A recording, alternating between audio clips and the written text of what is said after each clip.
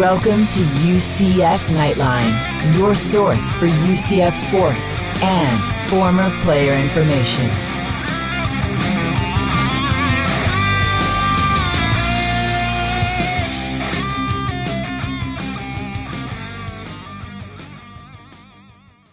Hello, Night Nation. This is Knightline 122, coming to you from the 1148 studios. I'm Andrew Phegley. Joining me, as always, is Trylko. Hello, everyone. All right, Knightline 122 is brought to you by the Dever Team, your source for New Smyrna Beach real estate and everything else New Smyrna Beach.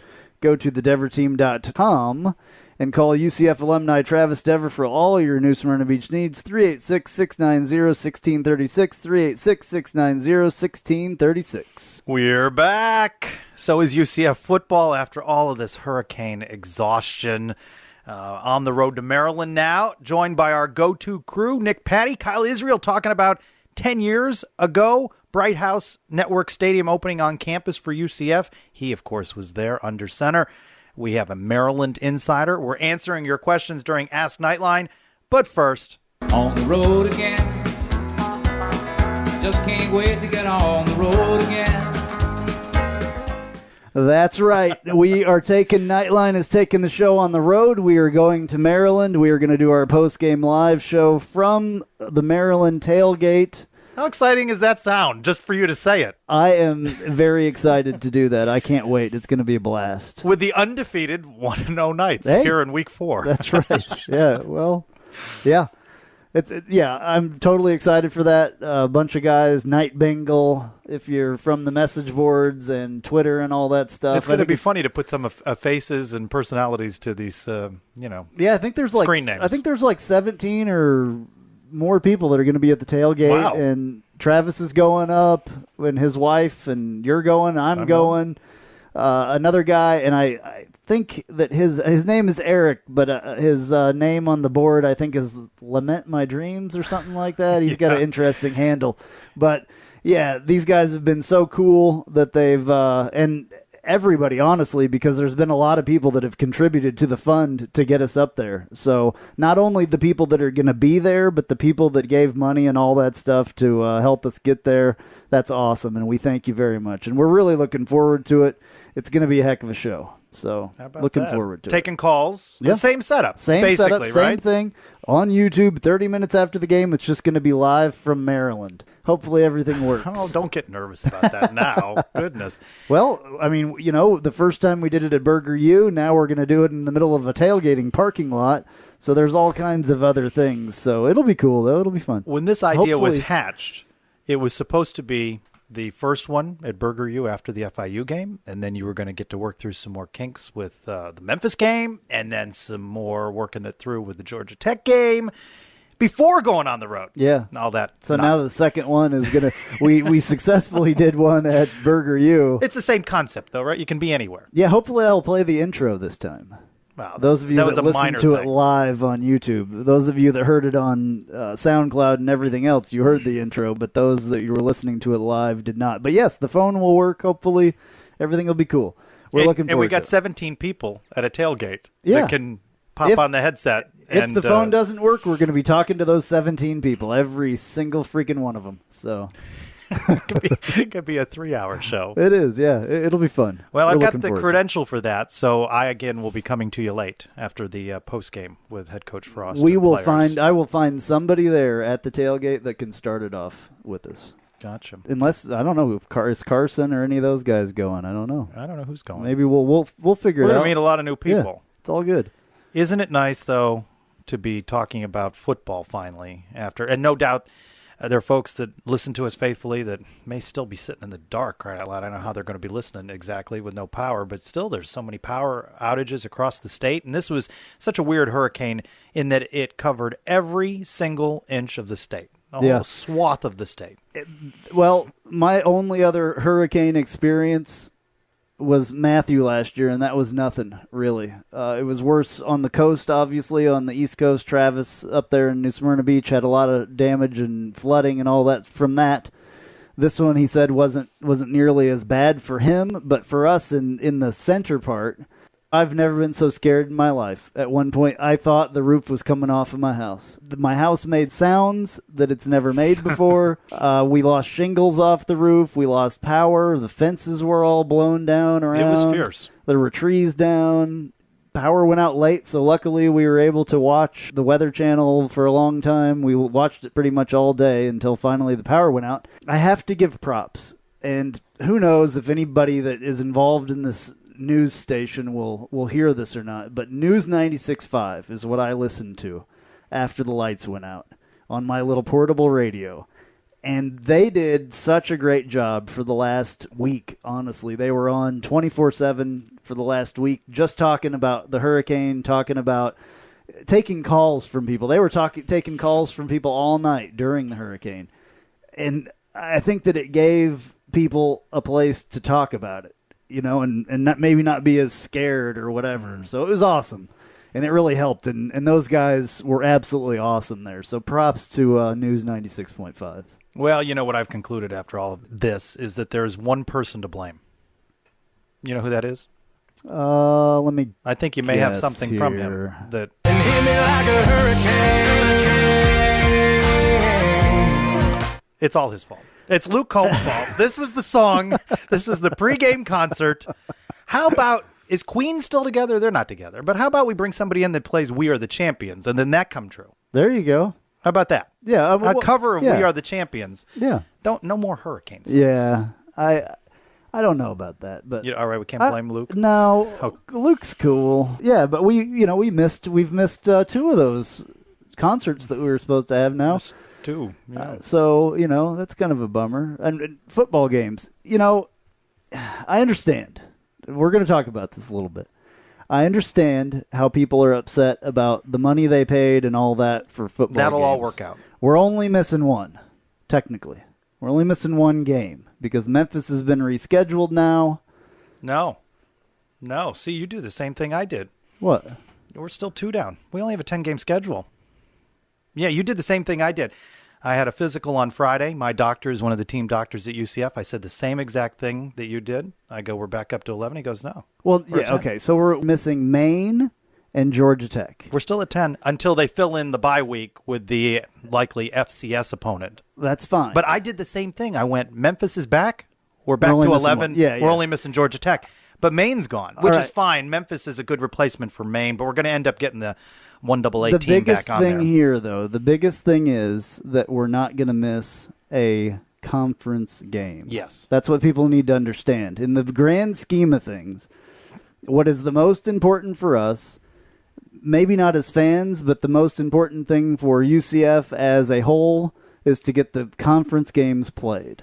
So, And the American has worked it out so that all teams that have been impacted now have a full schedule. and UCF has not said, what they're going to do because I don't know if the price increase with the season tickets included, the extra 7th game or whatever. They're going to work through all They're of going to that. work it out somehow. I don't think people need Nobody's getting hosed on that. No. They're going to work it out. I don't think people need to get as excited as they have. I do understand, though. Here's the point that I want to make about all this. I think the biggest thing with all that, and the reason why some people are getting upset was, I think after a week of a hurricane, number one, I think the Memphis game could have been played and probably should have been played. Number two, I think that maybe it wasn't handled correctly, but we all needed some football after. We needed the Georgia Tech game. We could have easily had a football game yesterday. Today's Sunday. We could have easily had that game. I understand not time enough to practice, blah, blah, blah, but people needed some football. They needed to take their mind off of the hurricane. They maybe needed to get out of their house that they've been sitting in for a week without power. They needed something to take their mind off of the cleanup. They needed something. And football is the outlet for a lot of people to get out there and drink and tailgate and be with their friends and family. And I think that that's what really we needed. And I can't wait to get back to that next Saturday in Maryland.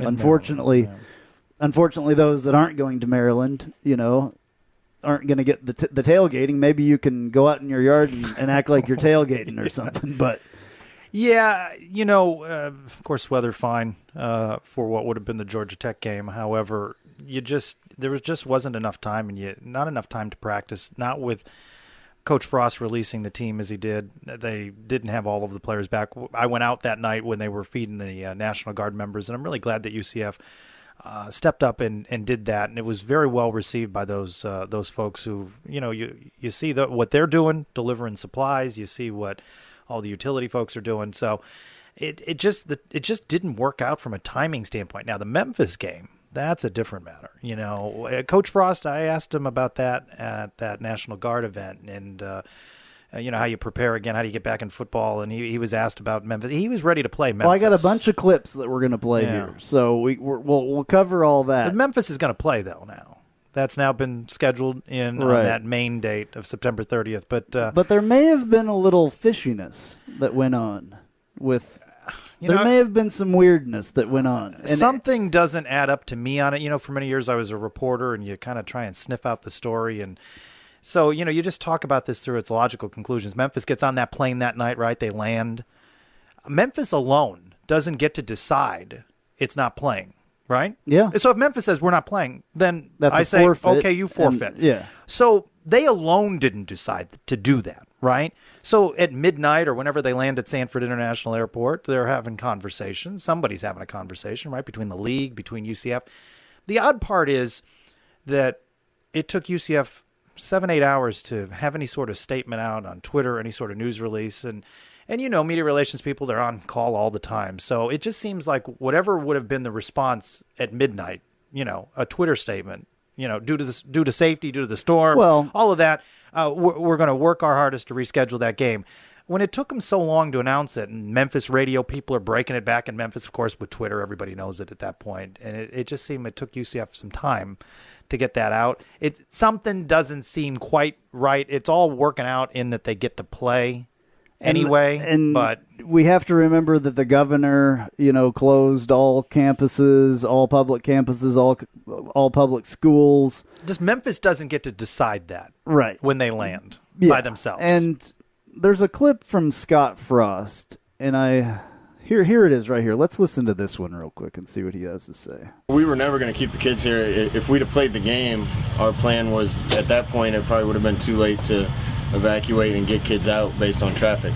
Once whoever decided not to play the Memphis game, we had our guys ready. I don't think that decision was made on this campus, but once we decided it was too dangerous to play a football game on Friday night, it got real hard to tell kids they had to stay here and practice. At that point, we let the kids decide if they wanted to go home and be with family or stay here. We had a great plan for the ones that stayed here. It's just taken us a long time to get the whole team back. We're still 5 short today. All right, that was on Thursday or something. But did you notice there he said, on this campus? he pointed that out. Mm-hmm. I think there's something there that we're not hearing. But, I don't know if we'll ever hear it. Sometime the story may come out. But, we talk all the time about what makes a rivalry. Well, that could do this it. Can add to a little bit of it. Yeah. But props, by the way. We've talked about this before. I root for all these American schools, and you got a rerun going on now of Memphis UCLA. Spoiler alert, that game ended Saturday. Memphis wins that game. Props to Memphis for knocking off top 25 ranked UCLA. It's perfect. It's perfect that they were able to do this before they met us, because they could very well be ranked after this one. They could very well take that 25th spot, and they should. They beat the 25th team, so we'll see about that. I got another one here. This is Scott Frost, and he's talking about the Memphis game and the Georgia Tech game, so this one's interesting as well. I can't tell you how many conversations we had about what the right thing to do was going into Memphis week, knowing that the hurricane was coming. We were ready to play that game, and we wanted to play that game. Once that game got canceled, we had decisions to make, and like I said before, when we tell the kids it's too dangerous to play a football game, but you have to stay here to practice, I don't think that flies. I think we would have had a lot of parents upset, a lot of kids that would want to have been home with parents. So we made a decision to keep them safe. Their safety was our first priority. Some kids elected to stay, and we had a great plan for them, hunkering them down in the safest building on campus, making sure they had food and water throughout the days that the hurricane was going to be here. We had about 60% here and a little over 40% that decided to leave town to be with family. Realistically, to prepare for a game, we practiced Monday, Tuesday, Wednesday. The hurricane was still kind of here on Monday. We had no chance to practice Monday. Tuesday, we still didn't have half our roster back. Yesterday, it was close to 75-80%. Today, we're still short guys. So to try to get a team ready to play, you need a week of preparation.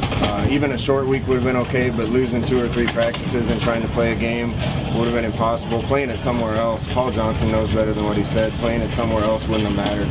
In fact, travel would have made the problem even worse.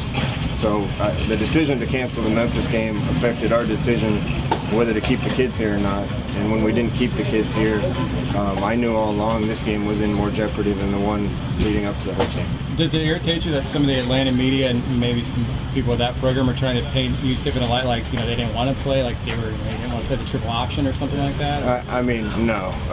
I don't care what no offense, I don't care what media says. I know what our kids want. Our kids want to play.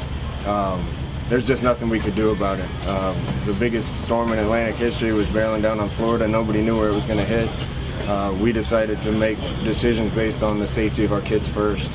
I knew once we released the kids, it was going to be hard to get them back. And we got the majority of the team back now, but it would be way too late to try to get ready for a game on Saturday. All right, so I know that was a long clip. That was 2 minutes and 23 seconds. It was interesting, though. But you heard a lot there. You did. You heard a lot from Scott Frost that you probably have never heard before. Probably the longest clip you'll probably ever hear from Scott Frost. I left Brandon's question in there, Brandon Helwig from UCFsports.com, because that was the thing that was being talked about on Twitter. UCF is scared to play Georgia Tech. Total nonsense. So why would they schedule that series if they're afraid to play Georgia Tech? We're not afraid to play anybody. What's Georgia Tech? Come on. Yeah. They're a 7-8 win team in the ACC. Stop it. Yeah. So, and their coach has got no business popping off like they did. Like he did, Paul Johnson. Yeah. And you heard Scott Frost say something Good for about him. that too. Yeah. Good for him. You don't want to have bad blood. You know what? But that's Scott Frost showed us something right there, though. He showed that he will stick up for people talking, and we were talking about the National Guard being there in the stadium and that being one of the reasons. And that is awesome, by the way. I'm a huge supporter of first responders because I am one. And then also the National Guard, the servicemen and women of all the armed forces that protect us and help us during all this stuff. That is something that is very important. And I think that is, number one, I think maybe UCF grabbed some fans now because they maybe didn't know about UCF, those National Guard members, and they're from all over the country. I'm sure they have their teams, but I bet they have a second team now. It was the right thing to do, so they did it. Colonel Slayton had this to say about the National Guard's mission and what they were doing here in Central Florida and why they needed to be based at UCF. My unit is the 164th Air Defense Artillery Brigade. We're called Joint Task Force 164, and we've had 22 counties in Florida that we're responsible for, all the way from Jacksonville in the north to Stewart on the east coast, and all the way over to Orlando in Central Florida. Some communities have been very heavily hit by the hurricane. We've been doing all kinds of missions. We've been doing shelter missions for a lot of people that evacuated. As you know, 6.5 million Floridians evacuated, and they need somewhere to go. So we've been providing those shelters in coordination with the Red Cross and ESF 13 at the State Division of Emergency Management. We've been doing point of distribution site missions where we hand out food and water to citizens because stores and restaurants are closed. We've also been doing search and rescue missions just here in Orlando. The other night before last, we saved a couple hundred residents in a community just to the west of here, and we've been doing that for the last 2 days straight up in Clay and Duval counties. Saved hundreds of people because of rising waters there from the storm. We've also been manning Emergency Operations Center, providing generator support to essential facilities, and doing a lot of other security missions, keeping people off bridges that are dangerous, just all kinds of missions. You name it, your Florida National Guard has been here doing it. Yeah, so they had a real job to do here. Yeah, and it puts it in perspective, doesn't absolutely. it, when you hear what he described that they were doing. And a lot of us being in the metro area don't get to see what happened on the rural side of all this. I mean, I know that there's a neighborhood that he mentioned west of the UCF campus there that was really, really hit hard. It's very low lying. it flooded hard, and they said that they rescued a lot of people out of there, and they did, and I think they're still doing it, because I know that a lot of that area does not have power anymore, and some very high water that came after the hurricane, not actually during. We've talked a lot about that. There are more clips that I have, but I wasn't sure I could get from work out in Apopka all the way out to UCF for that, but I was really glad that I got out there. Now, you're the photographer. I'm not the photographer. Did I do all right? You did posting a great photos job. on Twitter? Yeah, they were great. They were perfect. I'm not a photographer. Yeah, you did a great job. Those were taken with your phone, and they were perfect. It's Absolutely figuring out perfect. how to upload them to Twitter and all that. Yeah, you're doing a great job. Right. I know that we've worked with Twitter. One quick, I got actually two that I want to play here. Two more clips, and then we'll be on with this, and we'll go on to something else. So the first clip here is Frost on helping the National Guard, and then the second clip is going to be Rory Coleman, and he is a player for UCF that, if you don't know, he was an active military person before he came to play at UCF, was an active military person after he came to play at UCF, and currently still plays at UCF. Won a Purple Heart in Afghanistan. Yeah. So I think perfect guy for them to present to the media for a quick interview. Absolutely. Our players serving them makes this whole thing a little piece of something that we can do for people that are giving a lot to the people that have lost a lot. It puts football in perspective when something like this happens, because we see how many people's lives are affected, and football is a very small piece of the equation when something serious like this happens. Any team that, experiences, having two of their games like back-to-back canceled, they're going to be disappointed. But the main thing here is to stay focused as a team, You can't get those games back. And this obviously, being there for your state and being there for, everyone that's, experiencing the impact of Hurricane Irma, that obviously takes precedence. It's a disappointing, sure, but, on to the next week, Maryland, got our sights set on Maryland. So, it is what it is. All right, so Rory, that was Rory at the end, and I'm sure that you can find a little bit about his story, and I think that UCF has done something at one point. They made a vignette of his story, and you can find that. But he talks about, and Frost a little bit there, talked about getting their minds set back on football. This is all past us now, except, of course, for you guys that unfortunately don't have power still. For the most part, we're starting to clean up. And this hurricane thing is behind us, hopefully. There is another one that may... let's not talk about that. I know, but we have to. So you asked Coach Frost a question the other day while you were out there, and it was about the focus on football. And let's hear what he had to say. With all that's going on, how do you get focused back on football? Well, we're going to try to get everybody back on campus in the next couple days. We're going to try to start practicing and prepping. We're going to have to shake a lot of rust off. It's going to be over 3 weeks between game 1 and game 3. So we're going to have to do the best we can to try to get our team up and ready to play a week from Saturday. I'm hoping we're able to provide a good example maybe of teamwork. They've shown teamwork by helping our team, and our team has worked hard to help the people of the state of Florida. So we're excited maybe to offer that example and help you win in your next game.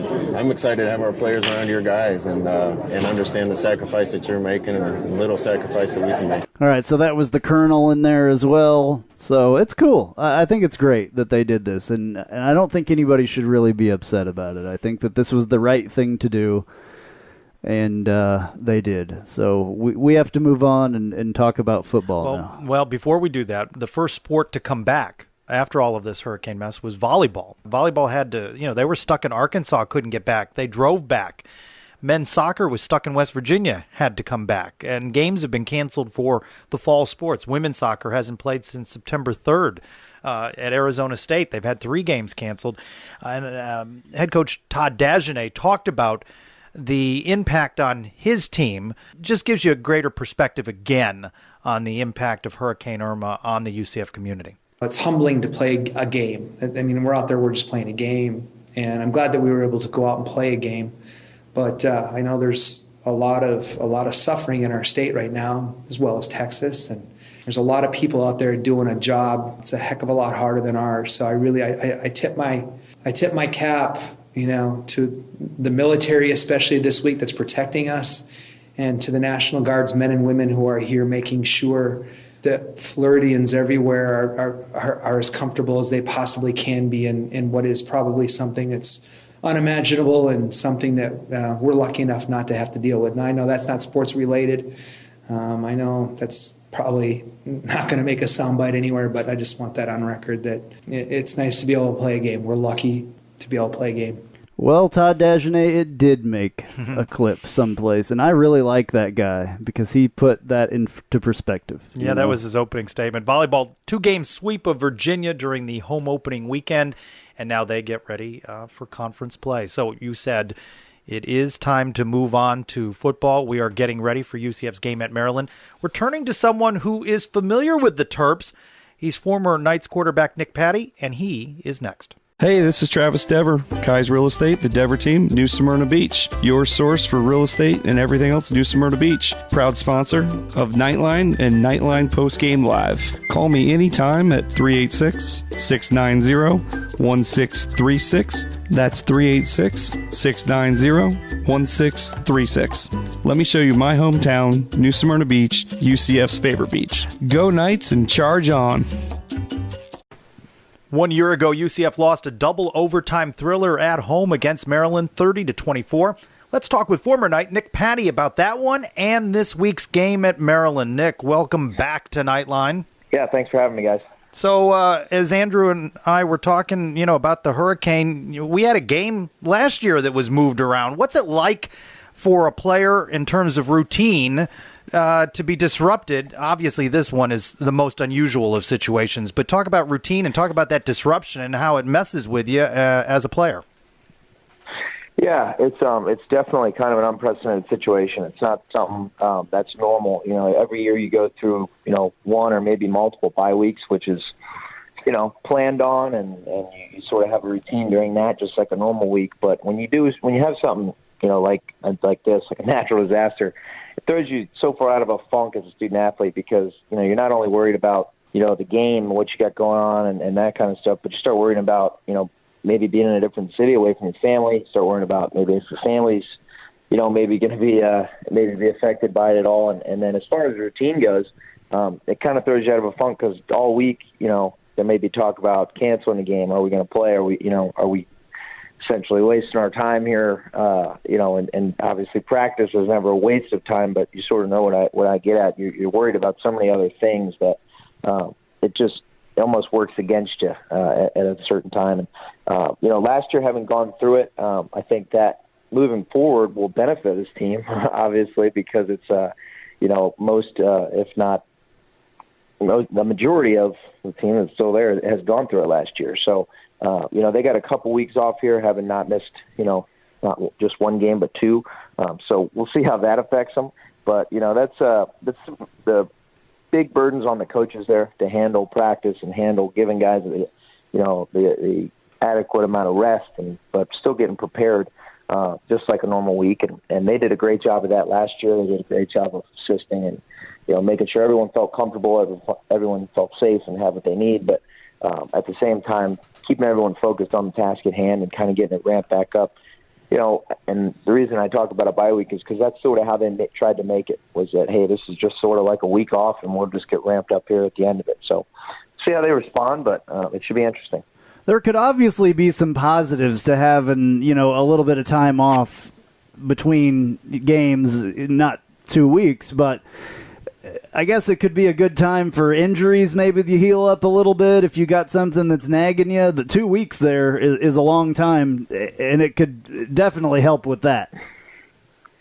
Yeah, absolutely. And I think, too, early in the season, having gone through, that month and a half or so of fall camp, and then you go into week one and you have a good week one, but you may get dinged up a little bit, having come right out of camp.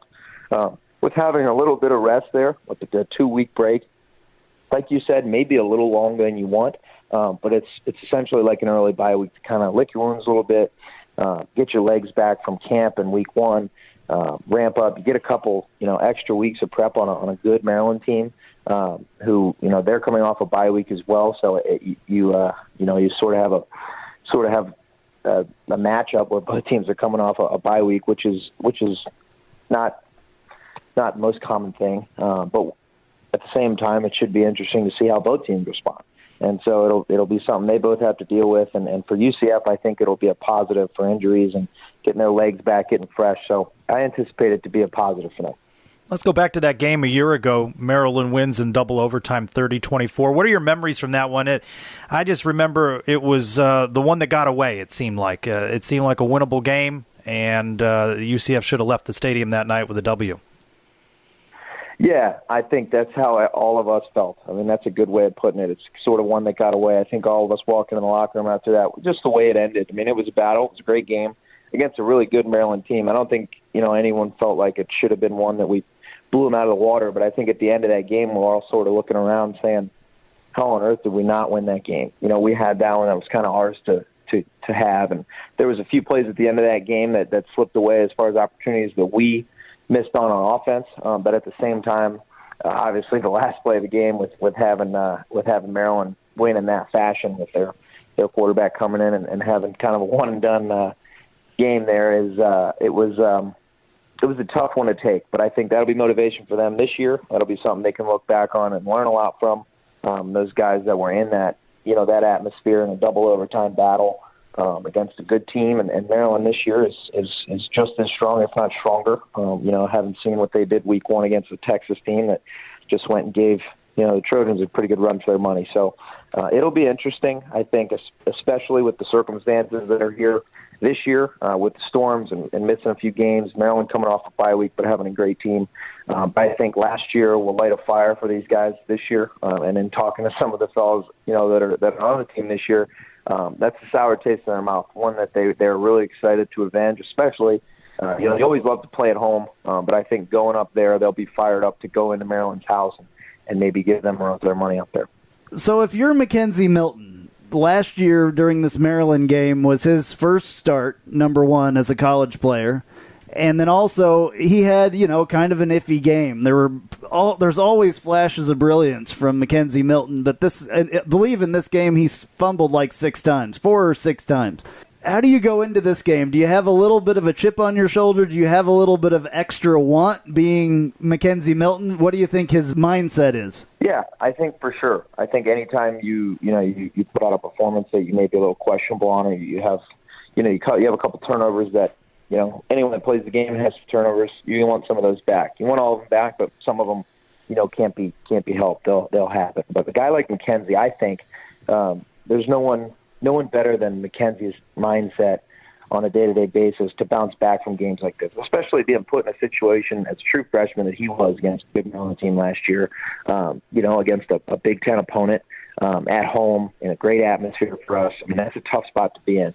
As you said, he has flashes of brilliance. He struggled a little bit at times in that game with making some mistakes and having some turnovers, but at the same time, I think it was such a whirlwind for him last year, and it was, you put in that situation that I don't think he'll dwell on that too much, especially with the way last year went. After that game, it was a tough one for us. We struggled getting over that one for a second, but then it was like, okay, hey man, we need to move on. And especially for him, it was sort of like, okay, I'm the guy now, and this is my ship to run, and so it was sort of easier for him to sort of get going past that game. And I think as much as they want to right that wrong and beat Maryland this week to get that kind of win back, I think that'll be sort of soft on his mind. I don't think that he'll dwell on that too much, and he may dwell on that as a positive, but I don't think he'll let that affect him in a negative way too much, especially too with everything that's been going on. Again, this isn't the most conventional weeks and in preparation and stuff like that, but you always get reminded throughout the week, in film study and stuff. I'm sure they're going over that Maryland game quite a bit this week in the film room with the coaches, and he'll be reminded of some of those things. He'll be reminded of some of those mistakes. He'll be cautioned of some of those mistakes. I'm sure Coach Fredusco will not bring those up in a negative way, but for sure, he does a good job of putting things in front of you in a way that is a positive reminder of, hey, these aren't things that we want to do again, and here's what we're going to do to try to fix those. And so I think this week, as they prepare, Mackenzie will be more than ready, and I think he's kind of primed and ready for a big week. They're due to keep going on offense. In week one, they showed that they're very close to being very explosive in a consistent way. And I think Maryland, this will be a good test. As Memphis, we were sort of geared up for Memphis to be a good a good test, a good gauge of where they're at. And I think if they can come out firing and you don't see a hangover from this 2-week break or whatever, this would be a good little gauge on how explosive they can be. What do you think that the game plan preparation is like for this? Because you thought you were playing Memphis and you were game planning for that. Then you thought you were playing Georgia Tech and you were game planning for that. And now you're moving on to your third game, and now you have to throw in a game plan for Maryland when you hadn't even finished those last 2 game plans. Do you think that that's a positive thing, that there could be something better from this, or maybe it's a negative thing? Well, I think it could be one of both, and the reason I say that is because it's so different for both sides of the ball. For an offensive, unit, you're sort of doing the same. You have your offense, and this is your scheme every week, and you're sort of just kind of putting wrinkles on it for different defenses and different coverages, maybe different fronts. And that changes week to week, just like, on both sides of the ball. But for an offense, it's a little easier to kind of maybe keep the same thoughts and the same kind of, not overall game plan, but you can sort of take what you've been working on and tweak it a little bit to your opponent. For a defense, it completely changes. And especially in this situation, when you go from a Memphis who spreads it out, they run a little read option, they throw the ball all over the yard with a good quarterback, and then, that game gets put to rest. We don't play it. We're not ready for that game plan, but then we go to a Georgia Tech, who's completely different, obviously, as we all know, run the triple option. And preparing for that, everyone in the country struggles to prepare for. There's no way to be adequately prepared for that game because you don't see it all, and you get 3 days to prepare for it during the week, in real practice days, and then you got to strap up and play. Okay, well, they don't play that game, they got to put that game plan to rest.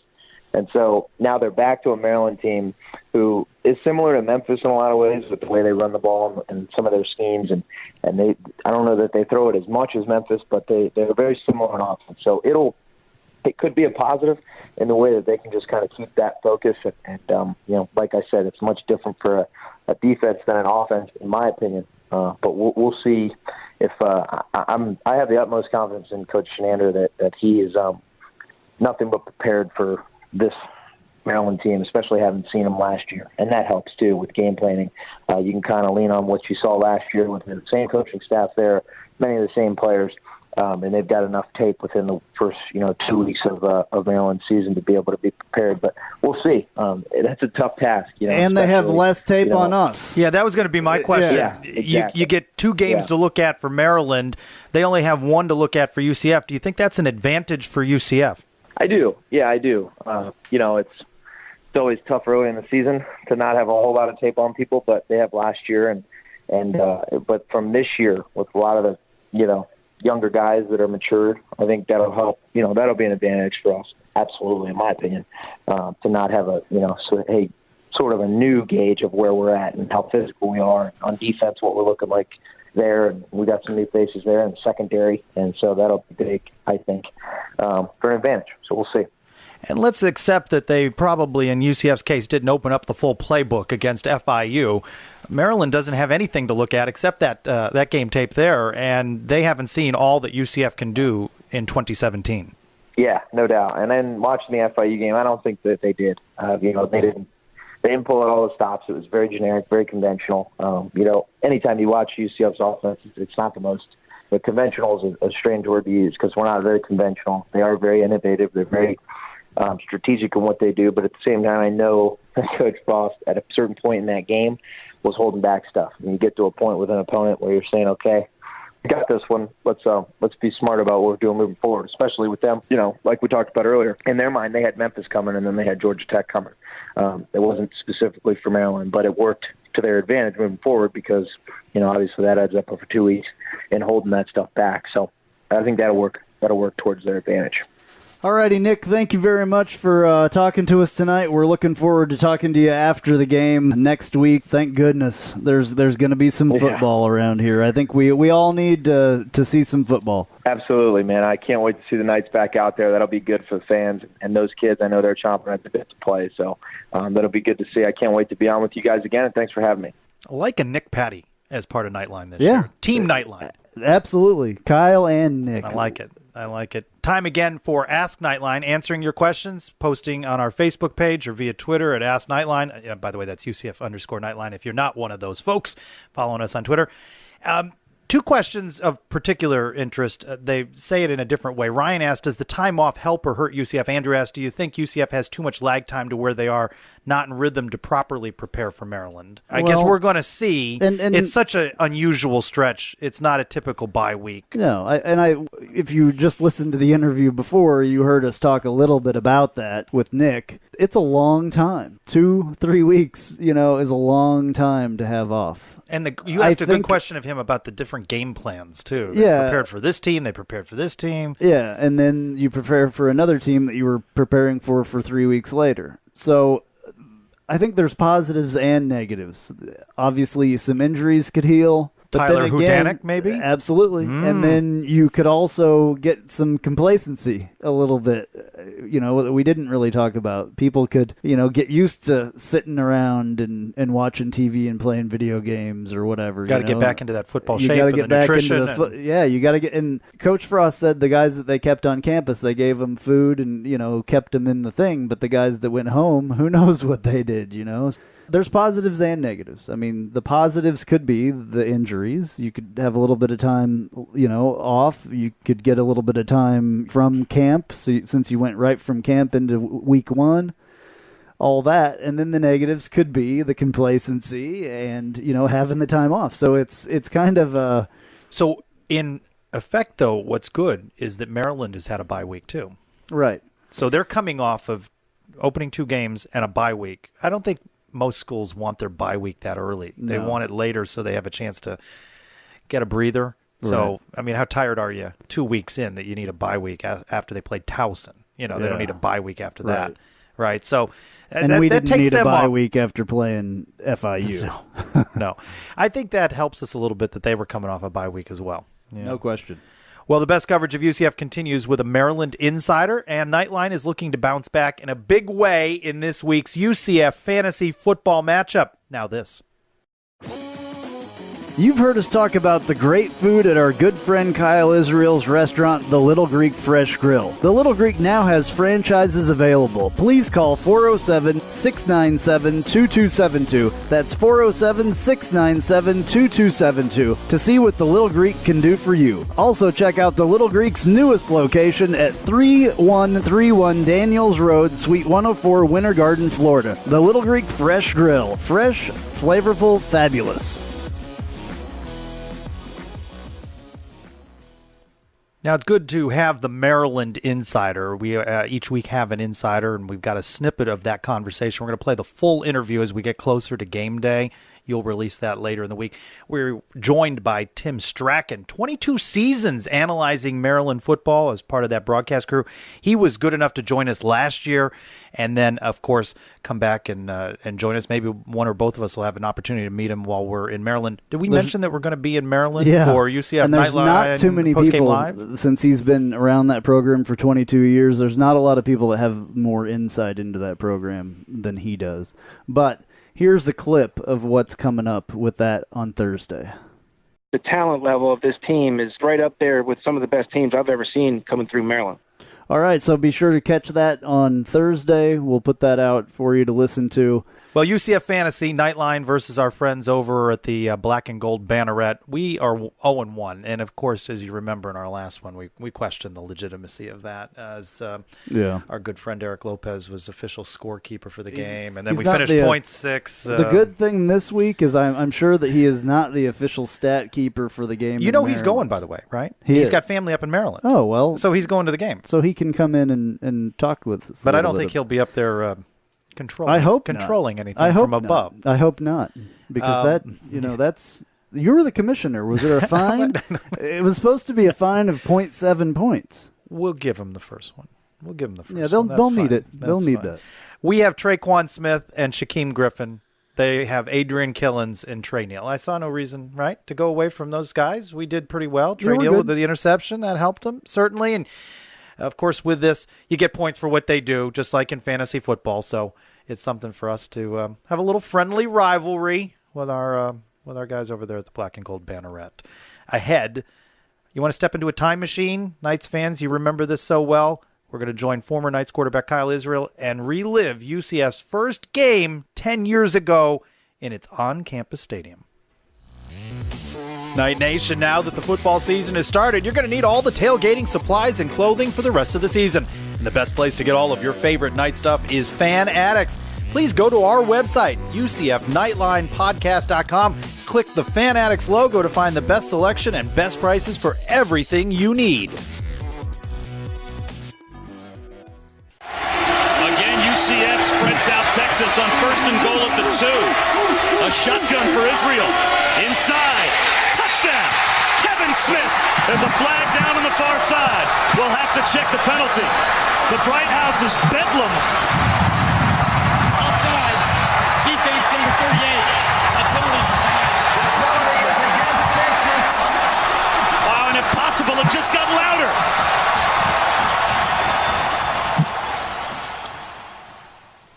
Let's take a trip down memory lane with former Knights quarterback Kyle Israel, the signal caller during UCF's first game in its on-campus stadium. The date, September 15, 2007. The opponent, the Texas Longhorns. Kyle, does it seem just like yesterday? You know what, Trace? It does seem just like yesterday. There's a lot of other parts of my life that feel like they were 10 years away. But when it comes to that game, when it comes to sitting in that locker room and hearing that student section pounding on the metal bleachers, I can remember that vividly.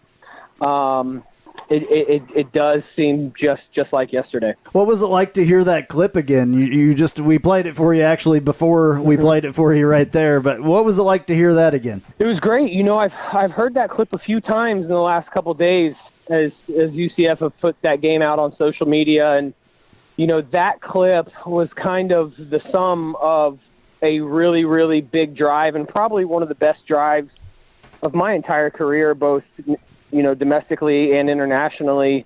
I think to start that drive out, I completed a 3rd and 18 for a first down. We got a first down by the tip of the ball. I took a huge shot. And then we hit a pass to Rocky Ross. Kevin ran some. I had a 10-yard run, hit another pass to Kevin for 22 yards down to the 2-yard line, and then Kevin finished it off with that run, and that's the touchdown that we just heard played. And you know, that's a drive that I'll never forget in my life. I think if you were at that game, you'd probably remember it, especially because it went to a lightning delay right after that. And that's something that I think will always be special for UCF fans, especially for the players that were on that team. And I think even Coach O'Leary would tell you that there's nothing quite like that first touchdown that you score in a new stadium. What a night and day difference from being on campus to being at the Citrus Bowl. What a big difference in just the way it has fueled the growth of the program over the last decade. It's been probably the cornerstone to being able to build this program. I mean, when Coach O'Leary recruited me in 2004, verbatim, he told me, my goal is to have you come back in 10 years to help christen a new on-campus stadium. And for him to tell that to me in a recruiting visit in January of 2004 and to have a stadium open in 2007 is remarkable. That Dr. Hick, Coach O'Leary, the Board of Trustees, and whoever else may have been involved in that process, it's just incredible that they were able to make that happen. And without that on-campus stadium, especially then, because we are still a program that we're trying to fight for national recognition, trying to put our names out there, trying to make a splash in the college football landscape, that stadium at that point in time was crucial. And to do it as fast as they did it, and kind of in conjunction with the indoor practice facility really at the same time, I mean, Coach O'Leary did so many things. You think about the Fiesta Bowl and the conference championships, but I'm not sure that they did anything bigger for that program, more so than pushing everybody in the administration as hard as he could to get an on-campus stadium. And you know, a lot of things went on for that to happen, but Coach O'Leary was right there to make it happen. I'm going to work your brain a little bit on this one because it has been a long time, but do you remember what he told you guys before that game and in the week leading up to the game? I don't know exactly if I remember what he said in the locker room. I know that he always said, play together, play for each other, and play to win. And I can guarantee you if we were able to go back in the locker room that day, those are things that he would have said. He never really got too mushy until after that game. I remember after that game, you know, him talking about how proud he was of us and how important that game was to the program. But I can't remember exactly what he said prior to the game, but he usually said something kind of along those lines. Did he make a big deal of it, like in the week leading up? Like, this is a more important game than any other game? I mean, he didn't seem like he ever thought that one game was any more important than the rest of them, but this one was pivotal in the whole thing, like you said. So I'm pretty positive he never told us that, but if you would have been in on coaches' meetings, or if he would have been at home talking to Sharon, he probably would have been expressing to the coaching staff and to Sharon, how big it was. But I'm not sure Coach O'Leary needed to say anything, because to be opening that stadium, coming off a win on the road at NC State, and to do it against number 6 Texas and Mac Brown and Colt McCoy and Jamal Charles and Brian Arakpo, that squad that they had that year was a very good football team. So I think everybody knew the importance.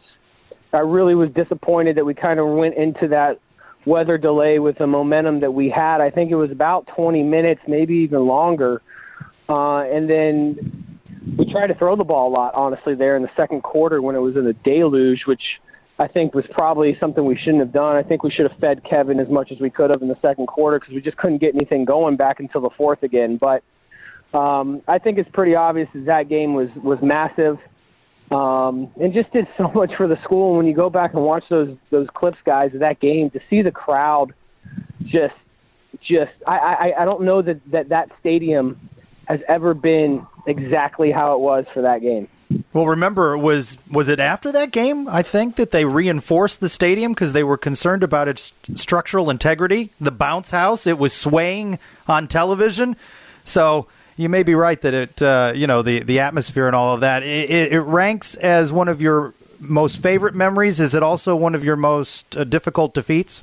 Yeah, I think so. I mean, it's never gonna be worse than the Liberty Bowl. That one will go down as always as my most difficult defeat, being that it was my last game and I would have liked to have played better and for our team to come out on top. But it was one of those losses where you go back and watch the film and say, man, there were so many opportunities in that game to go ahead. I know that, I blame Adidas, actually, because on a 3rd and 4, I think they're in the early fourth quarter, Kevin's Adidas cleat blew out. And we brought Phillip Smith in, who was a true freshman running back. I got a signal from the sideline for the zone read, and they told me to keep it, Coach Godsey signaled for me to keep it around the corner. And it's one of those ones where Michael Griffin came down and hit the ball. I got the first down, but he knocked the ball out, and it kind of spun right there in slow motion right on the sideline. I'm almost positive that a Texas player was out of bounds when he recovered it. But, yeah, there are some plays inside of that game that were difficult, but some of the biggest plays of my life were in that game as well. The 3rd and 18 conversion was huge because I really got cartwheeled on that pass, and I was proud of how I stuck in there and delivered the ball down the field. And then, obviously, the touchdown to go ahead to 24-23 in the fourth quarter. I remember Lawrence Young, a true freshman outside linebacker, we went up 24-23. Colt McCoy threw a slant route, I think with about 7 minutes left, and Lawrence Young kind of dropped into the flat, and the ball went right through his hands, and there was nobody in front of him if he would have caught that and taken it to the house, and we would have gone up 31-23. I think Texas would have had a hard time coming back from that. But, that's how football is. It's a game that's separated by, in my opinion, 6 to 8 plays. And, it's a tough defeat, but I'll never forget running off the field. I was just kind of in awe that our fans were standing and cheering. Nobody looked defeated. The fans didn't seem upset. I remember going to Don Pablo's after the game and having dinner with some friends, and, tons and tons of fans coming up to me and saying how proud they were. And, I'm not sure anybody expected us to win that game outside of the people that were in that locker room. But it was definitely a game that I'll cherish despite the outcome. Yeah, I think you summed up that pretty well. I was there, of course, that day, and even in defeat, you had a sense of pride of knowing from where UCF had been to where it was, and that such possibility lie ahead. And now we're just so used to that on-campus stadium, that entire game day atmosphere. It's one of the great moments in UCF history for sure. Undoubtedly. this is before my time at UCF, so I wasn't there, and I don't know. I mean, I've heard the stories and stuff like that. Like, I didn't know about the rain delay or the lightning delay. I didn't know about the deluge after. There was a lightning delay right after we scored that touchdown. And when that lightning delay took place, it was about 20 or 30 minutes, and then we came back out, and it was one of those, September afternoon, just downpours for about 45 minutes. I know the first time that I went back on the field in that rain delay, I fumbled the first snap. I recovered it, but I'm like, oh my gosh, I can't even believe, I know this isn't baseball, but we're actually playing in these conditions. And then, if I'm going to be slightly critical, we tried to throw the football. I think I went 1 for 11 in the second and third quarter, which is obviously horrible. But we were able to establish the running game. I ran the ball quite a bit there in the third quarter to kind of keep some drives alive. They were keying on Kevin so much and just peeling the defensive end down on Kevin, and I was able to keep it around the edge a few times. But I mean, as much as you want to look at our team, look at that Texas team. I mean, there are some, studs. And then you got Mac Brown on the other sideline. I just think when you look at how well we played, I remember Mac Brown said after the game that he's never going to agree to play in an opening of a stadium ever again, which I thought was a little bit funny on his behalf. But the overall idea that Texas came in and played us at home for that game, and really the fact that we came off what was already probably one of the biggest wins in history on the road at NC State. I mean, our fans were unbelievable at that NC State game. We probably had 10, 12, 15,000, but it sounded like we had 50 for the fans that traveled to that away game. So that was a cool couple-week period right there. And then we followed it up with some good wins against Memphis and Louisiana Lafayette. What's funny is you're talking about that rain that came on. What had preceded it, of course, was it was unbearably hot, and that's when everyone learned that there weren't water fountains inside the stadium. So that's the other funny thing that was going on during that game. We were trying to do anything we could to be able to budget ourselves to build a stadium, and I guess the water fountains didn't make the initial cut, but the fan base certainly made sure that they were added pretty quickly. It was brutally excruciating, hot and humid prior to that game. I do remember that. I remember Leger Douzable coming up to me before the game, who was from Tampa, and told me that he had never felt heat like that before. I don't know if it was, the metal bleachers adding to that. Who knows? I'm not a scientist, but it is definitely something that most fans that were there will remember not only the game, but just the conditions. Well, they say the biggest improvement you make is from game 1 to game 2 as we segue into this. Can you imagine a situation where you have nearly 3 weeks plus between games? I mean, how rusty do you think this team is at Maryland? Or I mean, who knows what's going to happen? They're going to be as prepared as they can be, I'm sure. I think that we'll be very well prepared. I really believe that we'll have a great game plan. There's a little bit of a different sense. Shaquem Griffin is really the leader of this team. I think that's pretty clear. And just the way that he goes about and the confidence that he has, I think the team feeds off that. And I think there's a lot of guys on our team. You look at some of these young football players, they played at some very high-level caliber high school teams. And guys that win at the high school level, it's very obvious when they come into college compared to a guy that played at an average or less than average school but was a standout. Those guys that play at schools that win, they expect to win, and they expect to come in. And there's guys on this roster that chose UCF and probably had offers from Maryland. So I'm not sure that the environment's going to be overwhelming. I think that, the time off is something that is great for the team as far as health and rest is concerned. But you're naturally, I think, going to have a little bit of nerves, and there's going to be a little bit of rust there. But at the same time, in the middle of the season, to have this long of a break, I'm thinking that these guys are going to be really ready to play rather than struggling because they've had so much time off. Well, we've got a freshman running back that definitely from Memphis, and he, originally had committed to Maryland, so that could be interesting when he gets in as well. He might have a little bit of fire, I don't know. But Kyle, it's been an honor to talk to you about the anniversary of the game and the opening of the stadium and all that stuff, and we're honored to have you on here and that we're able to talk to you about this stuff. I really appreciate it. Well, so do I, guys. There's as I get older, less and less people talk to me about football in my day-to-day life. So whenever I can get on here and talk UCF football with the platform that you guys have provided, I'm sure Nick Patty enjoys it just as much as I do. I know he's coming right out of the team, and I always get excited to listen to him, and I think it's really cool that he's agreed to come on the podcast and give his insight, because he's absolutely going to be able to provide some insight that I just naturally can't, because I didn't play for Coach Frost and I haven't been on the team in a while, and I'm not as young as him. So I enjoy it. You guys did a great job by getting Nick on there, and I love coming on anytime. All right, tell us what's going on at the Little Greek. I know it's been a big week for you. It's been a big week. I'm kind of the walking dead right now, just trying to get through every day. We've opened up. We're on day 3 of our soft opening for our Winter Garden location, which has been unbelievable. I don't know if there's been any alum or fans that listen to the podcast that have come and supported us the last 3 days. I would almost say if you want to come check us out, maybe wait a few more days, because we're still trying to work the kinks out. But it's been smooth.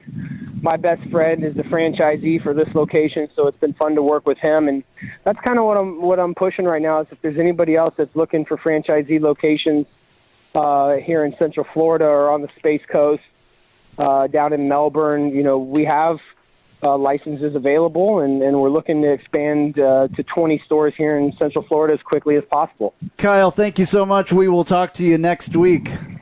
All righty, guys. Appreciate it. Well, have you listened to the new AAC Daily podcast that goes out every day, Monday through Friday? The host, C. Austin Cox, on the BCSNN network. Andrew, you were a guest a couple of weeks ago to preview the season. I was on Thursday. And it's a cool show that he's got. He's got an American, all about the American, nothing but the American, and it is on every day. It's a daily show, and it comes out about 1 o'clock every day. It's really a cool show. He's doing a great job. I guess they've picked up quite a few listeners. It's awesome. It's nice to have something that takes people from all the different American shows and has them on as guests, and we ask him to come on and do our section of Around the Americans. So this is going to be a new thing that we're going to have every week, and it's going to be C. Austin Cox talking about what's going on in the American for the week, because nobody knows better than him, I don't think. Here's C. Austin Cox. I'm C. Austin Cox from the AAC Daily, and this is your weekly wrap-up for American Athletic Conference football following Week 3 of the 2017 season. The league split things right down the middle, going 5-5 across 10 games with several surprising outcomes. Friday night saw both USF and Temple notch wins as the number 21 Bulls took down Illinois out of the Big Ten with a final score of 47-23, and the Owls downed the independent Minutemen of UMass 29-21. The conference hit some hiccups on Saturday with Tulane falling to number 2, Oklahoma, 56-14 in Norman, Oklahoma, while the ECU Pirates are continuing to struggle after a 64-17 drubbing at the hands of regional rival Virginia Tech.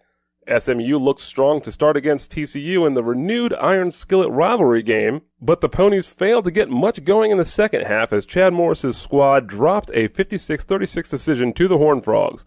SMU quarterback Ben Hicks only managed to complete 17 of his 37 pass attempts, but ended the day with 305 yards through the air.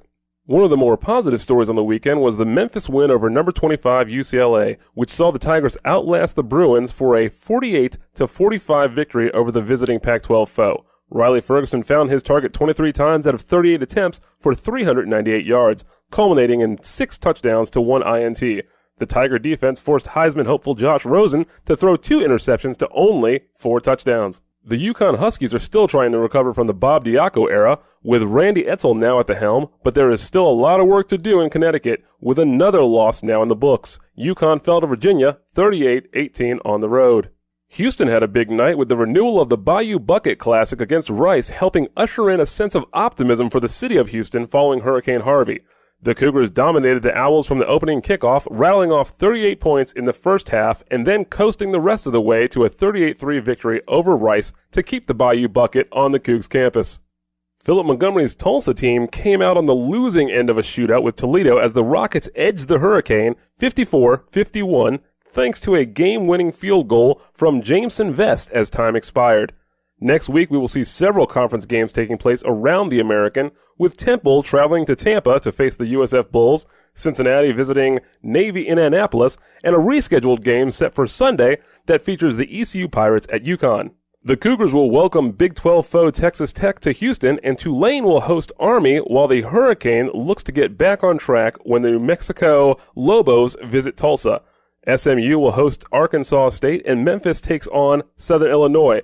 The UCF Knights will return to action in Week 4 of the season for what will essentially be Game 2 when Scott Frost takes his team to Maryland to face the Terrapins on Saturday for a road contest. That's what's happening around the American Athletic Conference following Week 3 of the college football season. If you want more news about what's happening around the American, you can catch me on the AAC Daily presented by BCSNN, airing Monday through Friday starting at 1 p.m. Eastern Time, noon Central on BCSNN.com. Now back to UCF Knightline with Trace and Andrew. I like that. Trace and Andrew. Well, I'm going to have him fix that because but that's I think not he should the refer way. to you as C. Andrew Phegley. D. Andrew Phegley. Because D is my middle name. D. Andrew Phegley. Or middle initial. Let's take a quick look at the week ahead in your Nightline planner. September 18 and 19, men's golf at the University of Hartford. Also on the 19th, men's soccer. Goodness sakes. Finally back at it at Florida Gulf Coast. Maybe, if everything is all right down there. Women's soccer opens league play at Cincinnati on the 21st, at East Carolina on the 24th. By the way, 15th ranked. Volleyball welcomes East Carolina on the 22nd as league play begins. That's 7 p.m. at the venue on campus. Cincy at the venue at 1 p.m. on the 24th. Going to miss those up at Maryland. Cross country in Gainesville on the 23rd. Women's golf in Oklahoma for the Schooner Fall Classic over the weekend. And men's soccer, you know what we haven't had in this show, by the way, opens league play at the Cows on the 23rd. Oh, Where's the cow at? You know what? Where's the cow? It's... I saw Kevin Reese at the volleyball game. If we don't throw that cow in there at some point. I knocked over stuff on my desk trying to play that and everything. Should just be right there at the all ready. good. Well, I thought about that earlier. Anyway. All right, news and notes time. And now, news and notes from the world of UCF sports.